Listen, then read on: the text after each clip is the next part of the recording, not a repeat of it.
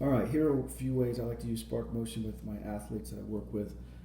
It's a great tool to take with me to practice, yeah, to a game setting, and I can actually just capture them in their authentic environments, watching them go through movements, look at things like joint angles, um, body line, body awareness, have them perform the skills and tasks that they need to be successful, and then I use that information in the weight room to help develop a program to improve performance.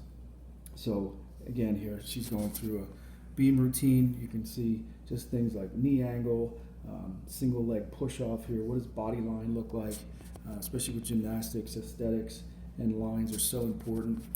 Body control is so important. Obviously, great amount of flexibility through that lumbar spine, and things like that are very important. So those are things I try and watch that they do in their skill, and then trying to integrate that into the weight room. Here again is another athlete. So we're looking at incredible power, force production requirements. I like to look at grip strength, hand position, what's going on through the shoulders, what are the requirements there. Again, if we look at lines here, what does that line look like? Is she able to get through her hips? Is it a very aesthetically pleasing line that the judges will approve of? And those are things that we try to work on in the weight room then. Here's another example. Softball pitchers going through their pitching mechanics. I love to watch them as they go through those motions. You can see the rotation here through that hip, through the torso, the shoulder. I like to see what's going on at the ankle and the knee. And it's a great tool to help capture those moments. What's going on at the hip? How are they loading into that transformational zone to release the ball into the pitch? So again, it's a great way we can use this tool to capture those motions. And here's another example. Use this on deck with the swimmers. We can do things like reaction time.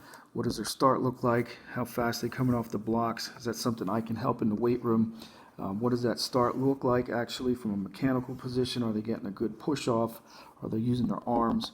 The great thing I like about the taking the camera on deck is I can get right up next to the pool here, and I can actually look at their underwaters as well. So we can see what that streamline looks like. We can see hand position. We can look at where that low back is, and we can hopefully help with their underwaters a little bit. And then coming out into that first stroke, are they able to grab a lot of water?